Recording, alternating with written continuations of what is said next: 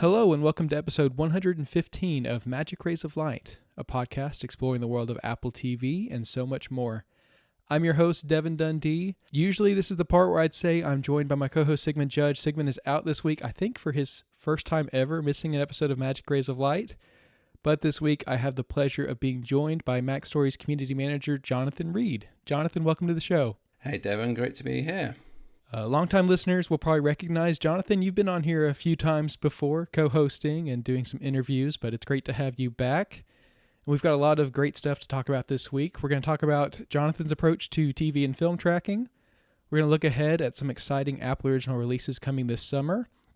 But we're going to start with our highlight of the week, wacky spy thriller Argylle, which made its streaming debut last Friday. When the plots of her books get too close to the activities of a sinister underground syndicate, introverted spy novelist Ellie Conway and her cat are plunged into the real world of espionage, where nothing and no one is what it seems. Oh my God, you're Ellie Conway. I am such a fan. Oh yeah? What is it you do? Would you mind signing my book? Espionage. Who are these people? Real life spies. What you wrote in your book actually happened. I need her to write the next chapter. I can't pull off a spy mission. Everything hinges on this. God, I hate that cat. So this film stars Bryce Dallas Howard, Sam Rockwell, Henry Cavill, Bryan Cranston, Catherine O'Hara, Dua Lipa, Ariana DeBose, John Cena, and Samuel L. Jackson. Quite a cast for Argylle here. It's directed by Matthew Vaughn and written by Jason Fuchs. I thought we'd start off, Jonathan, just talking about our history with Matthew Vaughn films. Of course, I think we both have seen a good deal of his work. Were you a fan of his going into Argylle? Yeah, I am. I'm a really big fan of Matthew Vaughn. Really loved Kick-Ass back in the day, and I believe Layer Cake, which I think was his first film he did, I was a really big fan of that with Daniel Craig. I liked his X-Men movies. I liked the Kingsman movies, so I was quite excited going into this film, or when it was announced anyway, so yeah. How about you? Well, I loved what he did with the X-Men prequels. I thought that was really unique, and he really brought something to the genre there that I enjoyed. I've only seen the first Kingsman movie, which I was shown by a friend with no context. He didn't tell me what we were watching or anything about it. I'm squeamish, Jonathan, and violence in films just kind of gets to me. And so not being warned what we were watching, I thought it was awesome. Like, I enjoyed the film and the plot and everything, but it was a lot to take in, especially that opening scene of Kingsman. I was just like, okay, I guess I'm along for the ride here. But based on the work that he's done in the past, I thought this was a great pairing, Matthew Vaughn with Apple TV Plus, with Apple Films. The premise of the film, taking the spy genre, but taking a different approach to it, I thought was very exciting as well. Now, of course, we've heard a lot of talk about Argylle and different reactions to it when it came out in theaters and then on home release. So what were your expectations going into your viewing of Argylle this week? I think they were very low. I gotta be honest. I had read I don't think I'd seen anything really positive about it. I think I even read the other day, and I would say I disagree with a fair amount of his stuff anyway. Comments on films sometimes, but John Gruber had posted a 1-star review and really layered into it. Mm-hmm. So that didn't fare well for me going into this film. But I tried to keep an open mind, and I'm a big fan of Matthew Vaughn, and I really like the cast. So I was, trying to, my expectations were low, but, I was going in with an open mind, I think. How about you? Yeah, my expectations, I would call them probably mixed, because I was really excited by the marketing for the film. I mean, kind of the whole meta narrative of it all. It was based on a book by this unknown author, and, kind of how all that mystery played out and, turned out to kind of just be, marketing gag. But I loved it, and I enjoyed it, and the trailer really had me excited. Of course, the casting, I mean, you just got a really star-studded group of people making this film, both in front of and behind the camera. So all of that boded so well. And then some of the critical reviews and hearing other people who got to see it in theaters, I was a little disappointed by the response to it. I thought that, it didn't have the kind of splashy, really positive vibe and response that I think Apple was probably expecting. But I still again, I felt like even though this may not have been the film for everybody, I felt like this still could be a film for me going into it. So I like you, I had an open mind, but I think that I went into it knowing that there were probably going to be some things about it that I wouldn't love just based on other people's reactions, but I was hoping to find some nuggets in there at least. You tempered your expectations then, it's fair to say. Yeah, for sure. And I think it actually probably benefited me going into the film because based on the marketing, my expectations were high and then they were tempered. But then I actually got in and watched the film, and we're going to talk about our reactions to it. We'll try to keep it spoiler light for you, not spoil it for anybody who hasn't seen it yet. But I just have to say, I actually really enjoyed the film for what it was. You know, it going in, if you know that it's going to be kind of silly and over the top and really just kind of, rather than wanting it to be something it isn't, just take it for what it is, you know, a really star-studded and expensive and over-the-top spoof of the spy genre. I thought it was a fun ride. Certainly not a perfect film by any means, but one that, especially going in and having my expectations tempered, I thought it actually exceeded what I was thinking. I thought it was a film that was enjoyable to follow along with, and a story that, while maybe somewhat predictable in some of its twists, I still enjoyed, you know, the reveals and the gags and all of that. So I had a lot of fun with it.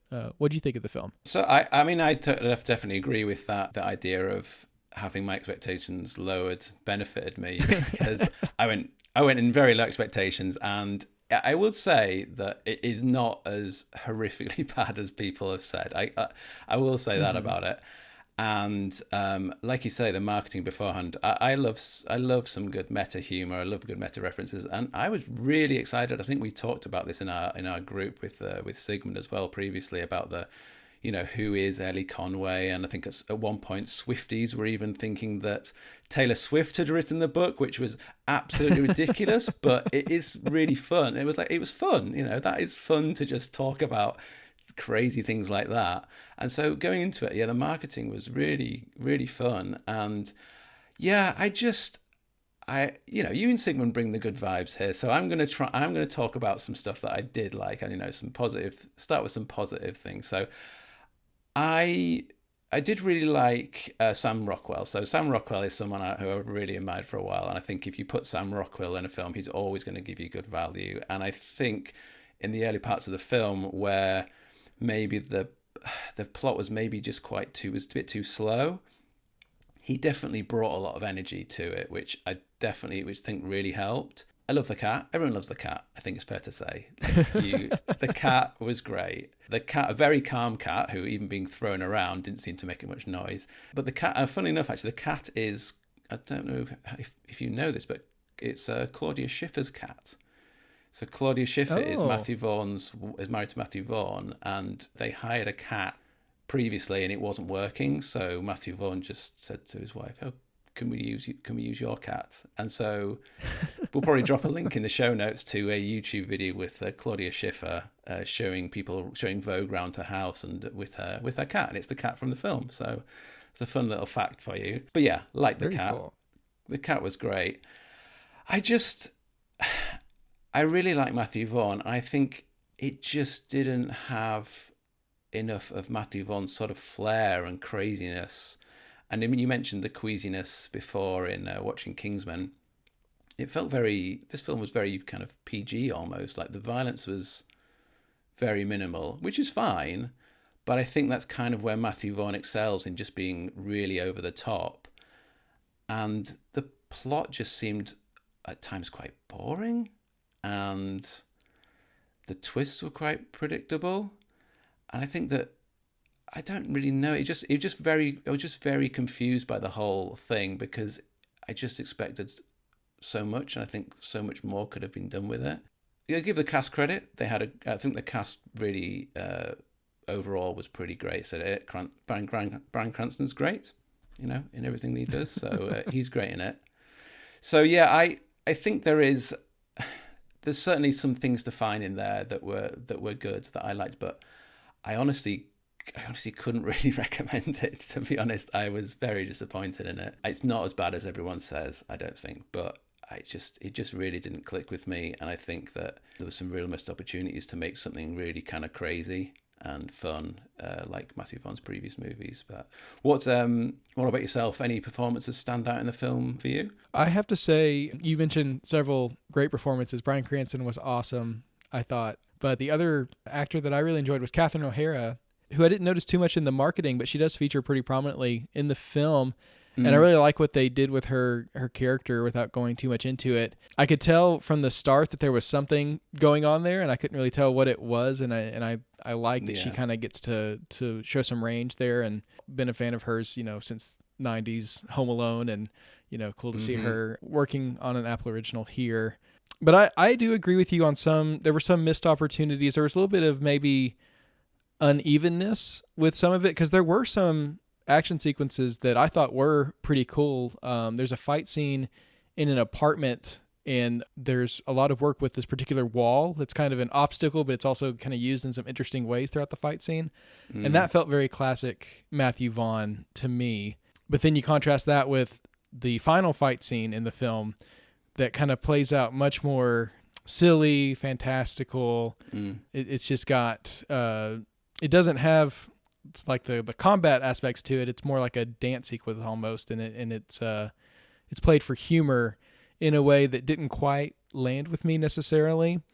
Overall, I mean, I think that establishing scene, if you're on board with it, then you're going to probably be on board with the rest of the film, because it's just so ridiculous with Henry Cavill driving a car through this city and kind of ramping it off of things and grinding and all this just completely ridiculous spy stuff. I think you can tell from that very first scene kind of what they're doing with the genre.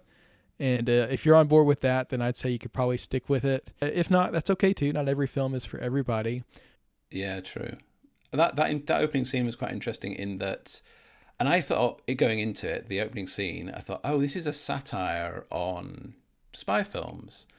And I thought, okay, this can be quite interesting, but then it just didn't really turn out to be that way, which is also slightly disappointing. And the vehicle he drives in the first scene, actually, what I thought was quite cool, is this. I looked it up. It's called a Moke, M-O-K-E. It's a Moke vehicle, which has appeared in, I think, 4 different James Bond films before. Really older ones, like I think You Only Live Twice and The Spy Who Loved Me. So it's got a reference to sort of previous spy films, which I thought was kind of fun. And I think I would have liked more little nods and references like that, which they never really did. And talking about the fight scenes, there is a fight scene towards the end which uses a lot of smoke grenades in various different colours, which is incredibly silly. But I was just like, okay, this is what the film should have been doing. This is what, just being kind of crazy, and it's pretty silly, but it's like, it's bright and it's colourful and it's sort of energetic. And I was like, okay, well, if the rest of the film had been like this, I'd have been totally on board with it, because it really just kind of had a big swing, tried to do something different, got a bit silly with it, and it was kind of fun. And I just would have liked the rest of the film to kind of been a bit more nutty, like that scene itself, really. I think maybe part of the issue was the disparity between Ellie Conway's imagined spy world and then the real spy world that she was kind of living in and got drawn into, kind of keeping those two things maybe too separate throughout the film. Moments where they blur a little bit more might be where the film works a little bit better. Regardless, it's streaming now on Apple TV Plus. If you want to check out Argylle, be sure to do so. I also wanted to ask you about what you think might be the future of Argylle, because when this was being developed, it was really kind of talked about as what could be Apple's first big film franchise play, trying to make something that might last over multiple sequels and spin-offs and things like that.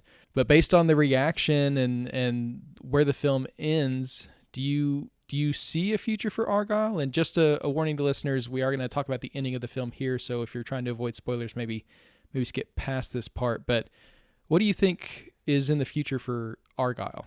I mean, so I guess we can talk about there's a post-credits scene which involves a young man 20 years before the film, it says on screen, going to a pub in the UK called the Kingsman, and he orders a drink, and the barman gives him a little box, and he opens it up, and there's a gun inside, and that's essentially the scene. So it kind of implies, and the name of the character, I think, was Auburn Argylle or something. Anyway, the surname was Argylle. So it's kind of implying that it's linked in with the Kingsman franchise, which I thought, okay, that could be interesting. But then the more I thought about it, the more I was really confused by it, because Samuel Jackson and Sofia Boutella are both in Kingsman, but they're also both in this film. So I was like, okay, I'm confused. How does that work then? It maybe seemed a bit tacked on at the end, but I don't quite know where they'd go with this series, because supposedly Argyle's not real, but then Henry Cavill turns up at the end in a very fetching long-haired wig, implying that he is real. So I don't know. I don't know if I can see a future in the franchise, but maybe they will come up with an interesting twist on that. Can you see any direction they'd go in with this?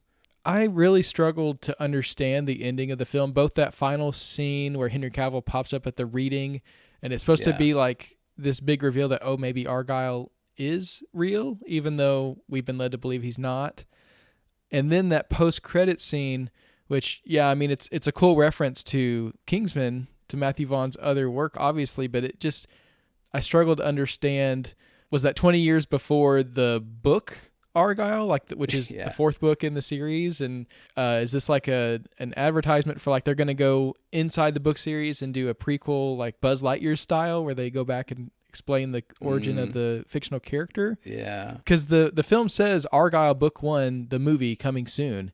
I didn't know if that was actually like a Marvel style reference to a future film, or if that was just more of Matthew Vaughn's meta humor, just kind of continuing to poke fun at things.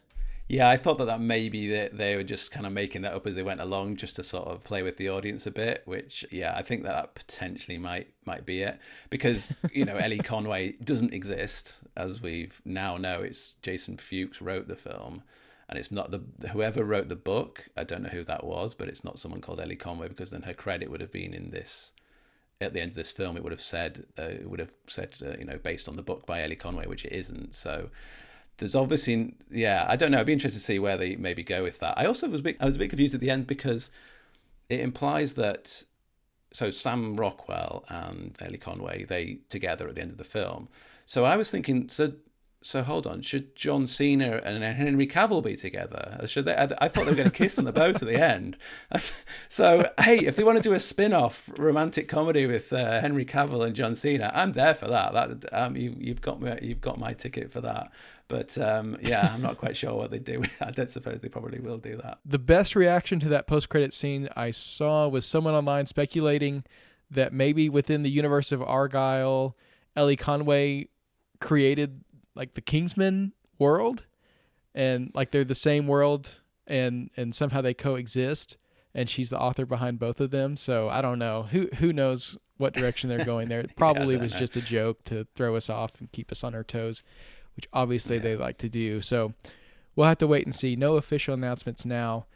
But once again, Argylle is now streaming on Apple TV+. You can check it out there.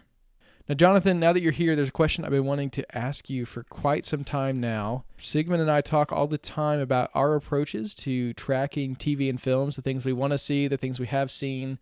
Of course, I've been working on this shortcut watch history journal where I journal about the shows and films that I watch, and that actually had an update this week for those who are using it. There's a link in the show notes to download the latest version. It has some little bug fixes for different things, a couple of quality of life improvements there.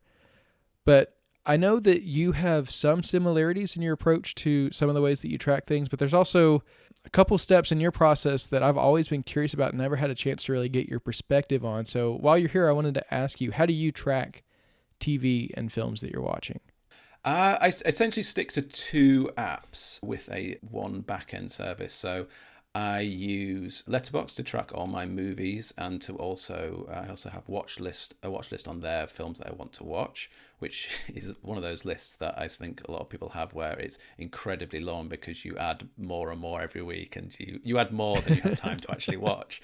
So I have films that have been on there for years, which I've never got around to watching. I think I watched a film a couple of weeks ago that I think had been on there about 7 or 8 years. So I use that for tracking my films, and also it has a really fantastic community of people who are really interested in film and people having great reviews and conversations. There's also some fun actors or celebrities on there as well, people who are actually in popular films. So that's a really good service for that. And I use a shortcut. When I've watched a film, I give it a star rating and normally try to do a really brief review of it. And then I created a shortcut, which we can share in the show notes, where it will send the text and link to the review to Mastodon, automatically post it there, and then it copies that text as well, and then opens up Threads automatically and pastes it into a new post ready to hit send. Unfortunately, you can't automate Threads as much as you can with Mastodon. I currently use Mona as my client, so I just need to hit post in Threads, and it posts that. So that's the way I share my movie review. So we'll put a link, I guess, to my Letterboxd account if you're interested in following. I'd be very keen to see listeners' opinions and views on their films. I really like reading other people's film reviews. For TV, I use Roman's sequel app, which I know that you guys really like as well. And I have that linked up to sync with Tracked. And the reason for that is I don't anticipate moving away from sequel because I really like it. And also Roman would be really mad with me if I did that. So, but it's a really great, I enjoy sequel. So I don't think it's an app I'm going to move away from, but I like having that almost like backup with Tracked. And Tracked has a really good end of year review showing you how much TV you watched, what shows you watched the most of, what actors, what directors, and so forth. And actually Letterboxd does this as well. So it's really great to have like an overview of your year, which I really like. So it's kind of simple. 2 apps, sequel with a back end of Tracked, and then Letterboxd. I share my reviews onto socials, and that's it really. I think it's not worth getting too complicated with tracking films and TV, but I think simple things like these apps, and also I really like your shortcuts for journaling what you watch.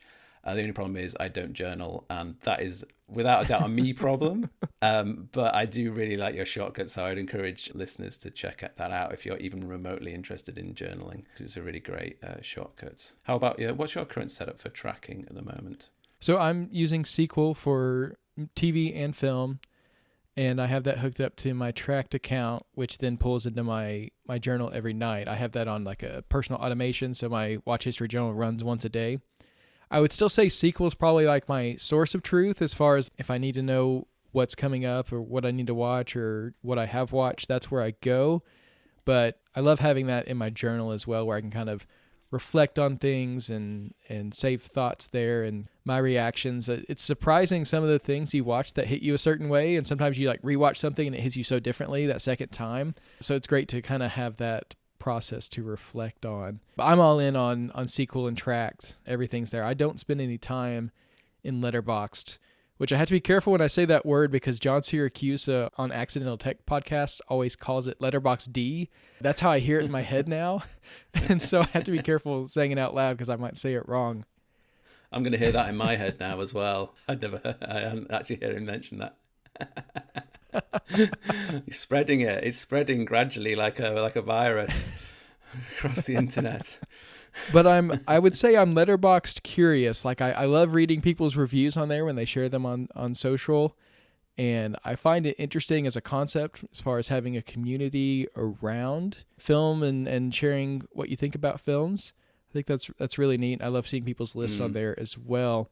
I think for me, probably the reason I haven't really tried it is because I'm not so sure about splitting up my tracking into 2 different sources. So are you tracking films and Tracked at all, or do you exclusively do TV there? I exclusively do TV mainly because Letterboxd doesn't offer integration with Tracked. If it did, I would certainly link it in with Tracked, but it would mean I'd have to double log things. So I'd have to go into Tracked after Letterboxd, and I just like Letterboxd too much. So I've been in Letterboxd for years, so I'm only recently, probably the last 2 years, started tracking my series more, properly dedicate. In fact, I think Sequel really gave me the push to really have a dedicated app for tracking my series because I just enjoyed the experience. So I've been doing that. I've been in Letterboxd a while, so yeah, it would take a lot to move me out. And I would say to listeners, even if you don't want to be in Letterboxd, or do anything in Letterboxd, it's a really great way to check out, good lists of films. Check out what people think of a film if you're unsure, because I think a lot of people tend to go to Rotten Tomatoes or Rotten Tomatoes, as you guys in America would say.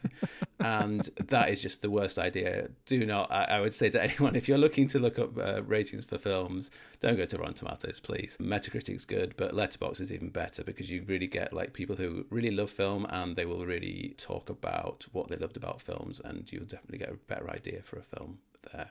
Well, I'm interested also, too. Apparently, Letterboxd is working on series integration in some form. We'll be able to rate TV shows there as well, and I'm not sure when that's coming, but I'll be interested to see how many people jump over there for that and kind of what the balance looks like there. I agree with you. Some kind of interaction between Letterboxd and Tracked would be cool as well, or maybe even like a shortcut to kind of help you log things in both places at once. That would be neat. Something to think about. But thank you for sharing your setup. I was very curious about how you're using Letterboxd, and cool to see your perspective. And I think I'm going to be checking out some profiles on there and seeing what other people are watching and what kind of films I need to be adding to my personal Up Next list as well. Well, it's now time to get into the news. Before we talk about Apple Original News, we have a couple of app updates that we want to talk about. First up being Joe Rosensteel wrote about the new YouTube screensavers on tvOS and their potential use as an advertising space. Sigmund and I talked about this update last week and kind of how user hostile it is to take over someone's screensaver, and I hadn't even thought about the fact that YouTube could use that as an advertising space as well. That's disconcerting for sure. But the article does include a tip from Rob Balla for getting around the screensavers.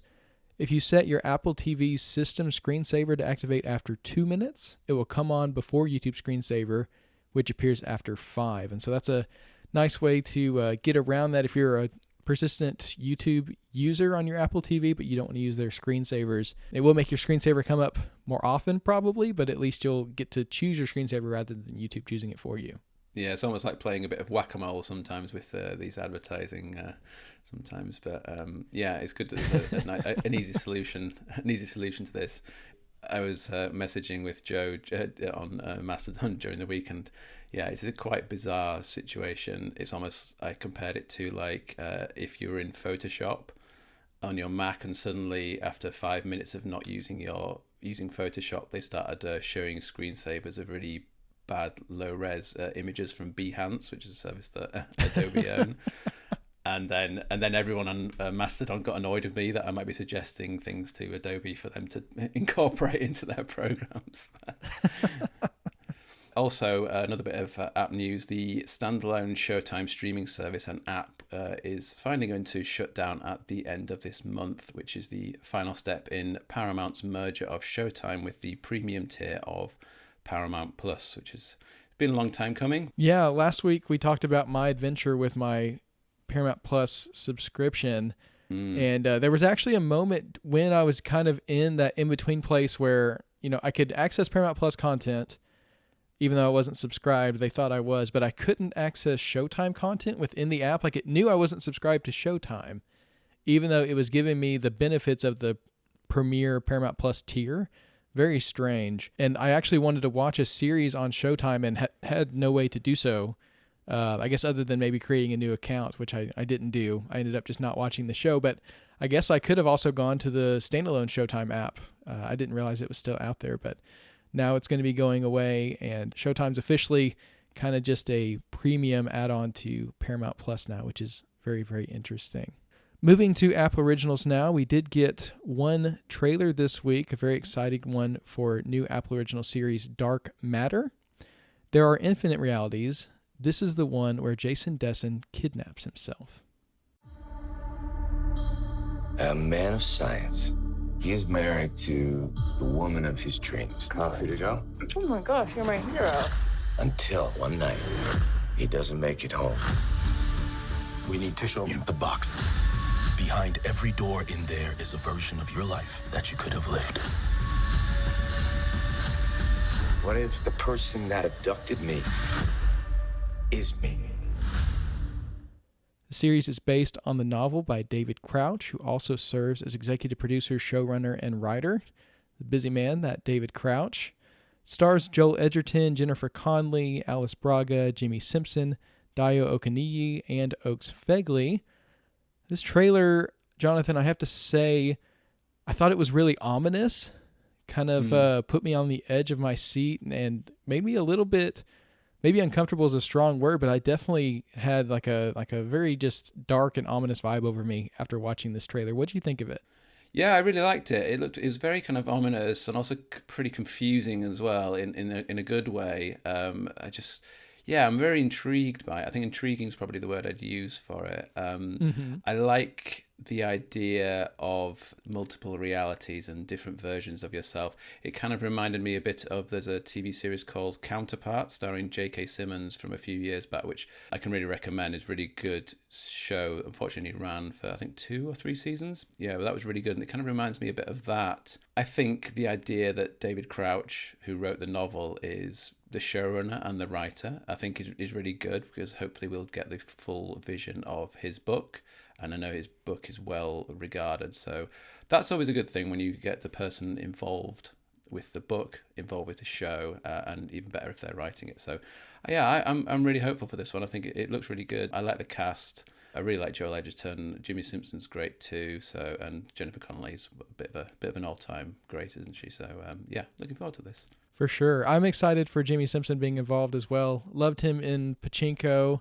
Right now, I'm really enjoying him in Star Wars The Bad Batch. He does some voice acting there that is very creepy, very off-putting. He just does such a great job with it. So this seems right in his wheelhouse. I'm not sure exactly what his role is going to be in this series, but I'm excited to see him involved. You mentioned Counterpoint. It seems like this whole concept of life swapping and multiple realities, it's kind of a theme on Apple TV Plus lately. You had The Changeling, which dealt with some of those themes, and you've got Constellation, which just wrapped up, dealing with some very similar themes. This is something, strangely enough, that is a fear of mine, like a constant fear of mine, actually. It's one of those really unrealistic things that I worry about at night sometimes, like, have I been replaced or have I been moved to an alternate version of my life? So I find all of these series to be intriguing, but also I'm like already horrified just going into it. So that's an interesting feeling as well. Yeah, I'm very interested in this one. I think it's going to be kind of like a science experiment gone wrong type thing, where it seems like he's the one who built this machine that ends up ruining his life and the evil version of himself comes through. But it's a cool concept, and one that I'm very much looking forward to. Dark Matter debuts Wednesday, May 8th with its first 2 of 9 episodes. Also coming May 8th is what promises to be an explosive documentary event, 3-part docuseries The Con Queen from filmmaker Chris Smith, who of course is known for his work on Tiger King and Fire. Based on reporting by investigative journalist Scott Johnson, the series explores one of Hollywood's biggest scams, the incredible story of an international con artist impersonating the industry's most powerful women, luring unsuspecting victims to Indonesia with the promise of a life-changing career opportunity. When they have these series that are either docuseries or based on real life, and like I vaguely know the story, but I don't know a ton about it, I purposefully start to avoid any news about it because I just want to experience the series. So I'm happy that this one's coming so soon. We just found out about it this past week, but I'm looking forward to it. It's a story that I vaguely have heard about, but I know almost no details, and so I'm excited to see it play out on May 8th. Yeah, it seems very intriguing, and yeah, definitely good credits for Chris Smith with Tiger King and Fire. He's definitely got some explosive credits, so looking forward to that. Apple Original Films has secured the rights to a feature documentary called Bread and Roses, which was a 2003 Cannes Film Festival selection and was the Cannes Golden Eye nominee. It's produced by Jennifer Lawrence and Justine Kirochi, executive produced by Malala Yousafzai, and directed by Shara Mani. The film offers a powerful window into the seismic impact that the fall of Kabul to the Taliban in 2021 had on women's rights and livelihoods, following 3 women in real time as they fight to recover their autonomy. Bread and Roses is going to debut on Friday, June 21st on Apple TV Plus, and that seems like an incredibly powerful film. Really looking forward to that. I think something like women's rights and young women's autonomy and those sorts of things is something that I think is something we all really need to pay attention to, and it's something that I think more and more about as my my 2-year-old daughter starts to grow up. So I will be following this very keenly. Certainly. Apple original dramedy Land of Women, starring Eva Longoria, Carmen Maura, and Victoria Bazua, will debut Wednesday, June 26th on Apple TV Plus with its first 2 of 6 episodes. The series follows Gayla, a New York socialite who is forced to flee a charming Spanish wine town with her mother and daughter. She finds herself navigating small-town quirks while also confronting her deepest family secrets and a pair of bumbling hitmen. We've been hearing about Land of Women for quite some time. We knew Ava Longoria had something going with Apple TV Plus long before we knew really what it was. And so I'm excited to see this finally come together, something that we can watch this summer. I think this is going to be a nice little bit of laughter, kind of in the mix of a family drama. It sounds like it's going to have a good mix of both. And so I'm looking forward to this one when it comes out on June 26th. Yeah, and I can tell you someone else who's looking forward to it is my wife, who is Spanish, and she informed me that Carmen Mora is an incredibly famous actress from Spain, won many awards. So a name that we've not really heard, I think, in our English-speaking countries of the UK and America. But yeah, definitely one to look out for coming to Apple TV+. Next up, we have Fancy Dance starring Lily Gladstone and Isabel Deray Olsen, and it's going to premiere on Friday, June 28th on Apple TV+, with a limited theatrical release 1 week earlier on June 21st. The film follows Jax, who takes in her niece Roki after the disappearance of her sister. Desperate to keep what's left of their family intact, Jax and Roki defy the law and hit the road on a journey to the Grand Nation powwow in Oklahoma City. Looking forward to this one. Certainly great to see Lily Gladstone jumping straight into another big project straight after Killers of the Flower Moon. So looking forward to that one. Yeah, more Lily Gladstone is always a plus for me. Can't wait to see her performance in this and these kind of stories that really just need to be heard. So I'm very excited for it. Yo Gabba Gabba Land, a 10-episode revival of the beloved classic series, will debut on Friday, August 9th on Apple TV+. Familiar returning characters Broby, Fufa, Muno, Tootie, and Plex will be joined by new host Cammy Cam, along with a slew of guest stars and musical guests. Filled with optimism and fun, the series teaches kids and families life lessons through song and dance that allow them to learn, laugh, and grow together.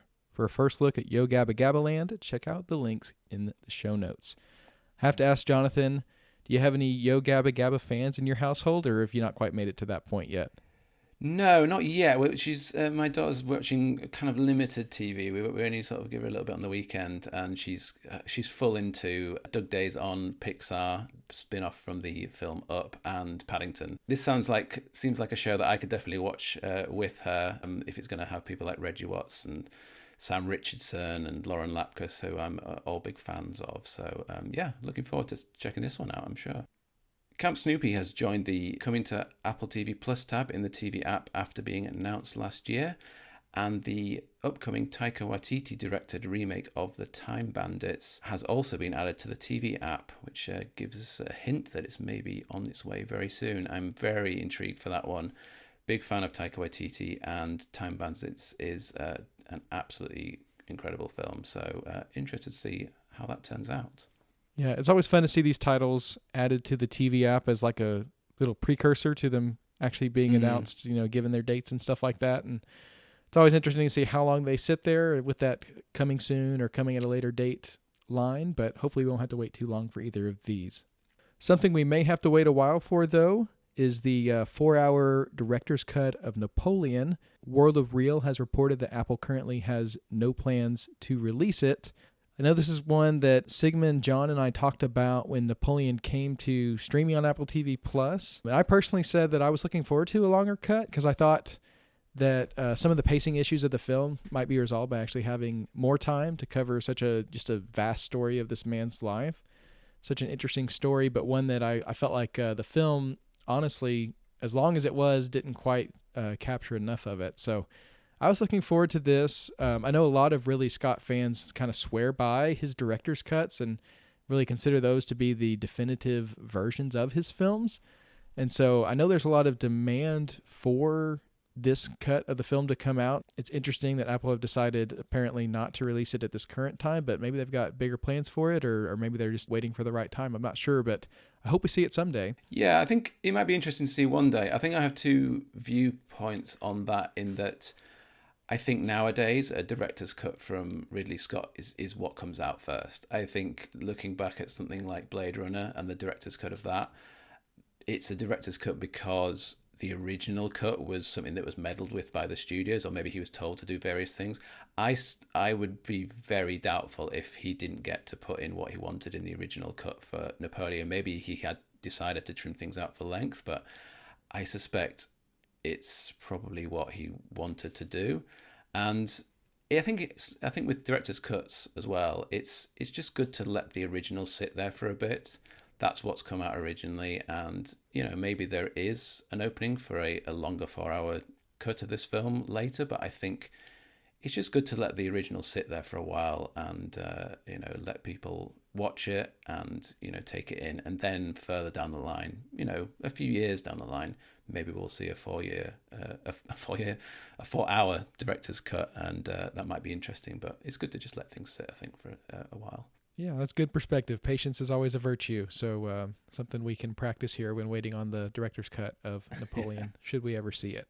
Moving to in development news, Carol Burnett is developing an Apple original series based on her experience living at the Rehearsal Club, a New York City housing initiative for women in entertainment in the 1950s. Speaking of that time, she said there were so many women and we were all young and all anxious.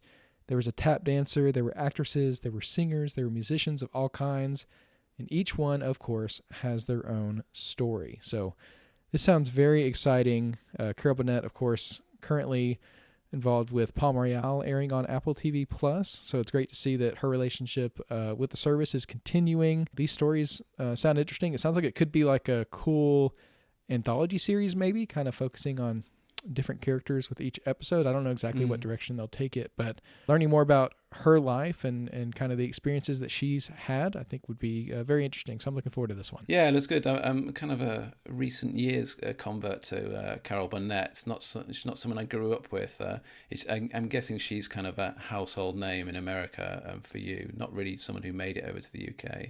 Yeah, Carol Burnett, I mean, she's kind of a comedy legend, I think, here. And so, you attach her name to a project like, again, Palm Royale, and just kind of brings a different level to that project. And hearing that she's kind of the creative force behind this one, to me, that gives me confidence that I think it's gonna be good and probably have some good laughs in it as well. So next up, we have a project which I'm incredibly excited about. Emma Thompson and Ruth Wilson are going to star in the Apple original thriller series Down Cemetery Road, based on the novel by Mick Herron. When a house explodes in a quiet Oxford suburb and a girl disappears in the aftermath, neighbour Sarah Tucker becomes obsessed with finding her and enlists the help of private investigator Zoe Bohem.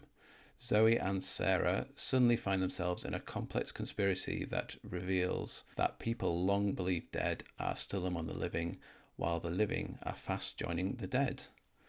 Intriguing summary of this show, and I think a lot of people will recognise the name Mick Herron there, who wrote the original novel, because Mick Herron wrote Slow Horses, the original novels for that. Look, I did a bit of digging into this after seeing it in the show notes, and it's going to be written, and the showrunner is going to be Morwenna Banks, who, behind Will Smith, is the one with the most writing credits on the Slow Horses series. So we're getting a taste of the Slow Horses brand coming in. There's also 640 Films are involved, and two of the producers from 640 Films have been producing, one of the lead executive producers on Slow Horses during that series run. So yeah, we're getting a really good mix of Slow Horses production in this production. So I'm excited for this. I'm someone who, if someone asks me what to watch on Apple TV Plus, the first thing I say is Slow Horses. I'm really, really big fan of it. I think that it's probably Apple's finest series,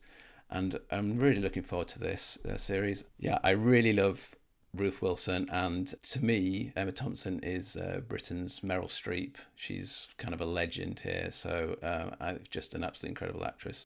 I immediately thought of you when I saw this news, because I know you're such a big fan of Slow Horses, and I imagined that you had already dug pretty deep into this series as well. I believe this is a series of like 3 or 4 books that McCarran put out, so there's plenty of material here for this to kind of go the same direction as Slow Horses and keep going. Slow Horses going strong and seems like it's not going to stop anytime soon. Plenty of source material there, so yeah, I think it's very smart to adapt another series by McCarran based on the success of Slow Horses, and I think this is going to be great. A series that I really enjoyed this past year, Monarch Legacy of Monsters, has been renewed for a second season on Apple TV+, with plans underway for multiple Apple Original spin-off series based on Legendary Entertainment's MonsterVerse franchise. This is really cool news. Monarch was really Apple's first play at existing IP and bringing that to the streaming service. I was honestly amazed that they let Apple develop Monarch into a series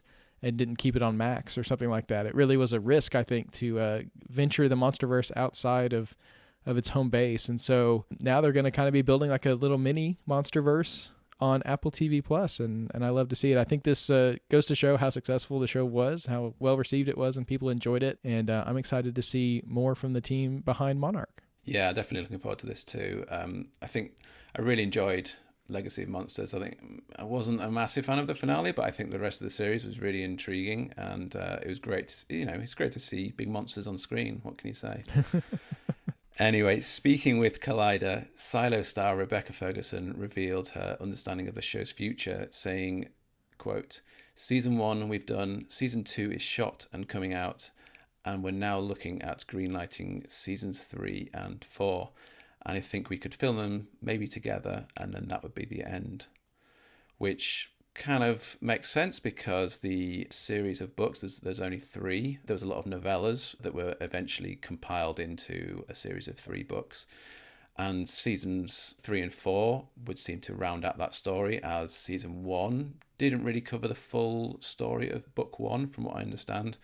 So I guess they're spreading out a bit more over 4 seasons, so that makes sense. I really enjoy the show. I think it's absolutely fantastic. One of those, I think, low-key mega shows on Apple TV Plus. Don't really hear a lot about it out in the wider web and in the world, but I think it's something that really people should check out because it's got big ambitions. It's got great storytelling, great characters, great actors, and yeah, really great. And my neighbour did the makeup on one of the characters, so pulling for that show to get she'll get more employment if this show goes to another season, so that's always a good thing. Moving to casting news, this is an interesting one. Ice Spice is set to make her acting debut in Spike Lee's English reinterpretation of Akira Kurosawa's High and Low. Very interesting to see the cast of this film coming together, and this is an intriguing one. I'm excited to see where this film goes, and Ice Spice is definitely an interesting addition to the cast here. Yeah, I've had to Google Ice Spice. I'll be perfectly honest. Maybe I'm just showing my age, but yeah, it sounds great. She's got a lot of attitude. I love it. I like her. I like her vibe. So yeah, excited to see her in this production. Moving on to another project. Mark Maron is going to join Owen Wilson and Peter Dager in the upcoming Apple Original golf comedy series centered on Wilson's character, a former pro golfer called Price Cahill. Unsure what sort of tone this show will be, but I'm expecting it'll be maybe along the lines of Owen Wilson's style of comedy. Excited to see Mark Maron join the cast. I really like Mark Maron, big fan of his stand-up, so that should be interesting to keep an eye on. Yeah, I'm expecting some good laughs out of this one. It might end up being kind of like Shrinking, where it's ostensibly a dramedy and there's lots of heart to it, but also plenty of laughs as well. I kind of like how Apple kind of takes that approach with some of these series, but yeah, anything Owen Wilson, I'm down to watch. And I'm just excited to see this project really coming together. It's one that got caught up in all the delays due to the strikes last year, and we heard that it was ordered kind of through the grapevine, but we didn't get anything official on it until recently. So it's great to see it really coming together, and excited to see what they do with it. Finally, for casting news, Government Cheese is expanding its cast, adding Bokeem Woodbine, Adam Beach, and Sunita Mani to the roster, which already includes David Oyelowo and Simone Missick. The series follows Hampton Chambers, a man recently released from prison who struggles to keep his criminal past at bay and win back his family, all while processing moments of divine intervention that seem to happen with increasing frequency. The more I hear about this series, the more I'm intrigued by it. Of course, the title alone draws you in, Government Cheese, and then, just the cast and the whole synopsis and everything. I'm really interested to see what happens with this one. I don't know what to expect, like what kind of vibes or anything, but I'm happy that it's coming together and excited to learn more about it. In awards news, this week we got the announcements for sports Emmy nominations, with a few Apple originals being nominated. Monster Factory was nominated for Outstanding Documentary Series Serialized. Super League: The War for Football was nominated for Outstanding Documentary Series and Outstanding Graphic Design in the Specialty category. That award ceremony will be on Tuesday, May 21st. Then in the Writer Guild Awards, The Pigeon Tunnel, written by Errol Morris, was nominated for Documentary Screenplay. So congratulations to all the nominees. We'll be looking out for those winners announced soon and keep you posted on any Apple Awards wins. Before we move into this week's releases, I first wanted to take a moment to share a little bit with you about Club MacStories. If you're listening to this episode, you probably know that the show is part of MacStories, which has grown into a lot more than just a website. After 15 years, the website is still growing strong, but now MacStories also includes a family of great podcasts and Club MacStories. The club is unique among everything that we do at MacStories because it's more of the same in the best possible way. More app coverage and in-depth stories about Apple and everything surrounding it through weekly and monthly newsletters, club-exclusive automations, discounts, and giveaways, extended episodes of some of our podcasts, a Discord community where you can connect with a smart group of people who share your interests, live audio events, special club-only articles, and more. It's the perfect way to get the most out of everything that we do at MacStories. There are 3 membership levels, each with its own set of perks. And because membership starts at just $5 a month, it's easy and affordable to give Club MacStories a try. To learn more and find the plan that's right for you, visit plus.club today. All right, this week's Apple TV releases. Today we have new episodes of Palm Royale and Loot. Thursday, we have some exciting Apple Arcade updates. There's a new extra challenging environment, Sweet Dreams Zone, in Sonic Dream Team. There's a new music pack in Synth Riders, 80s Mixtape Side A. And in Game Room, there's a new game, Checkers. So exciting updates for Sonic Dream Team players as well as Apple Vision Pro owners. On Friday, we have the premieres of Jane Season 2 and Prehistoric Planet Immersive Episode 2, Triceratops Forest. Excited to see a little bit more immersive content there on the Apple Vision Pro.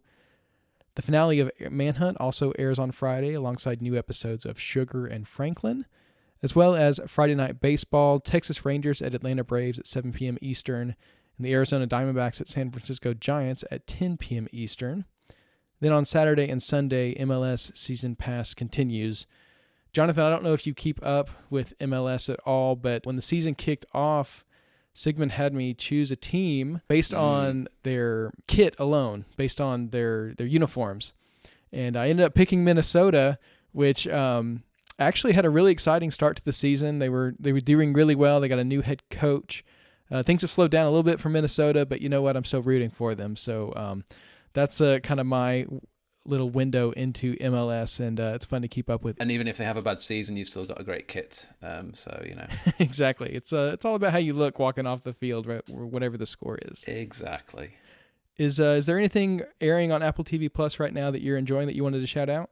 Yeah, I don't really have the time to watch everything these days. It's getting to the point where Apple TV shows, there's so much to watch. I just don't really have the time to take it all in. But I am watching Loot because I really enjoy that. I think that show's come back with a bang. Very funny, pretty silly. Just a really good feel-good show. Great performances. Really enjoying that.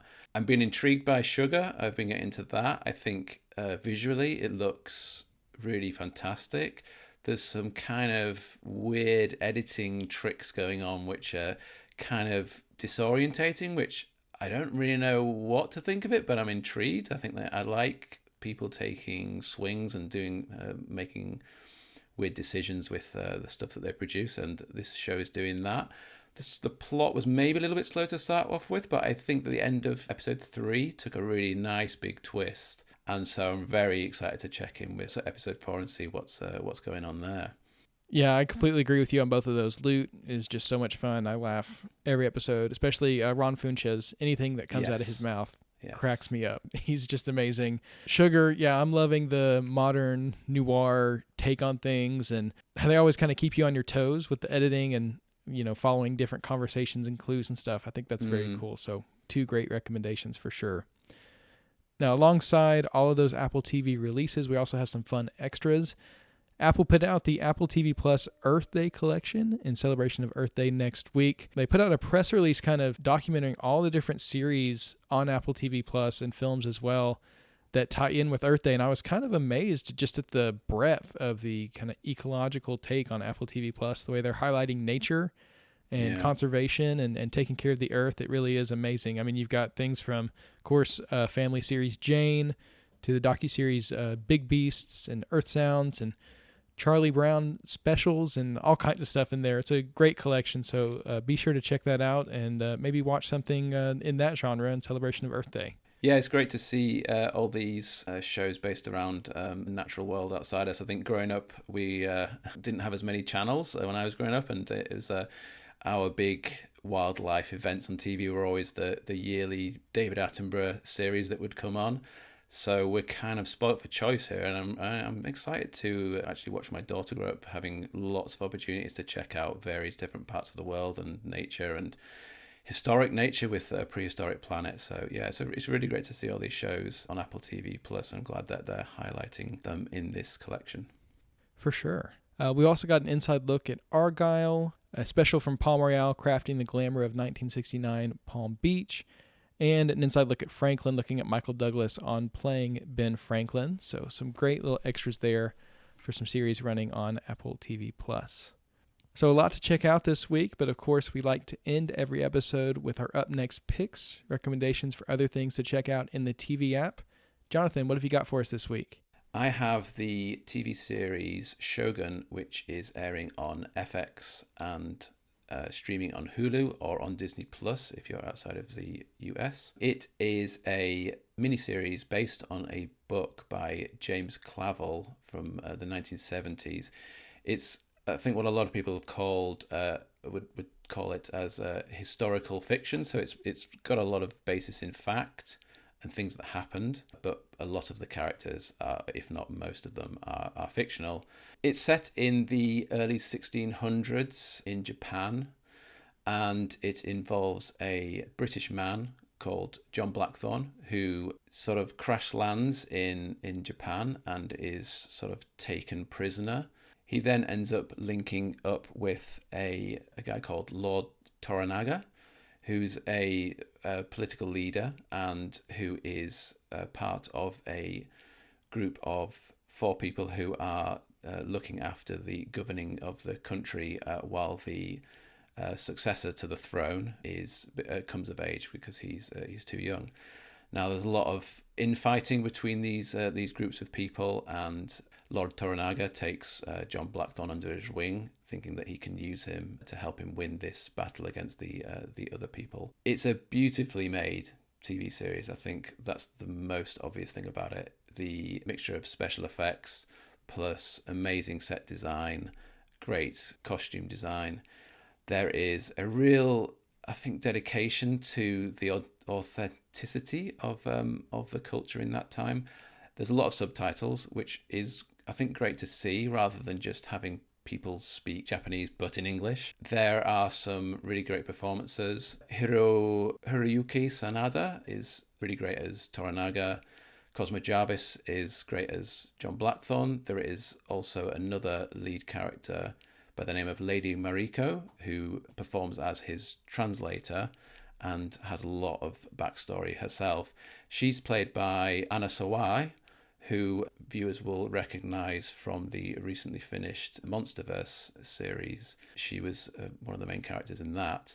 It has music by Atticus Ross and Leopold Ross, of course, who are from Nine Inch Nails, and their music is fantastic. Yeah, I kind of don't want to go into the story too much. It's great to really just experience it. It gives me vibes of, I think, Game of Thrones as well. There's some big battles and, various backstabbing going on. I would say check it out. There's a couple of episodes left this season. And yeah, that's my recommendation. Great. I've heard so many good things about this series, so many different places. And I haven't had a chance to check it out yet, but based on your recommendation, I really do need to. Sounds awesome. And I've heard that what they're doing with the language is kind of what we would call like Old English, but like that in Japanese, basically a contemporary, like historical accurate version of Japanese, kind of the way it's spoken, which is a really cool detail as well. I mean, I think the attention to detail and historical accuracy there sounds amazing, and definitely one worth checking out. It's actually interesting because I've read a bit about how they've changed the series from the book, and the book very much focuses on John Blackthorne and it's from his point of view. And I think something that's quite smart that they've done, or that they seem to have done, is they've made the perspectives from several different angles. So you've mainly got the three leads that I just mentioned, but there's also a fantastic episode, I think it's episode 6, which primarily focuses on all the women in the storyline and really gives them an agency, which the book apparently doesn't, and really gives you a different perspective on, I think, women in older Japanese cultures, who I think are often portrayed maybe as sort of either servants or wives or sort of sexual objects, and this show does a really good job of giving them real depth and layers, which I really appreciated. Very cool. Definitely check out Shogun on Hulu or Disney Plus, depending on where you are. I'm actually going to recommend an FX series as well. It's kind of funny that we're both recommending shows from the same channel this week. My pick for the week is American Horror Story Delicate, the most recent season, still airing now on FX, Hulu, and I'm actually watching it on Disney Plus because here in the States, Hulu content is now available on Disney Plus. So it's a little bit strange to be watching American Horror Story in the same app as, Mickey Mouse and Pixar and all that stuff, but it's cool as well. This season, I've really been enjoying. It's led by Emma Roberts. Been a fan of Emma Roberts since she was on Nickelodeon way back in the day when I was a kid. And she's been on American Horror Story several times throughout its 12-season run so far, but I think this is her first time to really take the lead of a season, and it's well-deserved, and she does a great job. She plays an actress named Anna Victoria Alcott, who, alongside her husband Dex, are trying to have a child while also manage her career. She's kind of in the middle of this very big awards push when she finds out that she's pregnant. And so she's kind of having to make those trade-offs between, pursuing the Oscar for her acting while also doing what's best for her body and for her child and take care of her mental health as well. And of course, it's American Horror Story, so there's all this other weird stuff happening around her too. Also starring this season, Kim Kardashian as her publicist, which is a really interesting addition to the series. She brings a neat energy and just complete curveball, I would say, for watchers of American Horror Story to have her involved. It's really cool. Michaela J. Rodriguez and Cara Delevingne are also involved in this season. I think what I enjoy most about this season is that it's kind of getting back to more of the horror elements, like supernatural side of American Horror Story that I think really plays to its strengths. I enjoyed the previous season NYC, but it was so based in reality that it was almost depressing. It was scary, but it was also just like, okay, this is just real life things happening to real people. So this one's got more of the mystical elements to it, which I appreciate, and I'm interested to see where they go there. And it deals with having children, the process of pregnancy and maternity and motherhood. The whole season started right after my wife and I had our first child, last summer. Then we start watching this series in the fall. So it kind of, hit home for us, that whole process that she's going through. And so it's one that I've really enjoyed. I'm not the biggest horror fan in the world, but I do like to be scared a little bit from time to time, and kind of American Horror Story is my outlet for that. So if that sounds like something for you, check out American Horror Story Delicate on FX, Hulu, and Disney Plus. Yeah, if there's one thing I know about you, Devon, it's that you love some American Horror Story. I think I recommend each season as it comes. I think you do, yes. It's an anthology, so every story is a little bit different, and I do appreciate what Ryan Murphy is doing there, and it's got some fun world buildings from time to time as well too. So yeah, I'm a fan, and I'll remind you when a new season comes out. Don't you worry about that. Yes, I always know. I never need to look at the publicity. I always know because you mention it. All right, so 2 recommendations for you on top of everything happening in the world of Apple Originals. And that's what we've got for you this week. Thank you so much for listening. Thank you, Jonathan, for joining me this week. It's been great having you on as a guest co-host, and I really enjoyed visiting with you. Yeah, great to be here. Now, you can check out Jonathan's work in Club MacStories, as we talked about before. He's got a weekly column on MacStories Weekly that I always enjoy reading, And of course, we'll leave links to his social media down in the show notes. You can also find him in the Club MacStories Plus Discord, where he's the community manager, keeping the conversation going on over there. Lots and lots of great conversations going on. As always, we'd love to hear from you. You can contact us on social media via the links in the show notes, or email the show or send us an iMessage to magic@macstories.net. Magic Rays of Light will return next week with the new season of Big Door Prize and a trip to Triceratops Forest. So until then, stay safe, watch some Apple TV, play some Apple Arcade, and have a great week.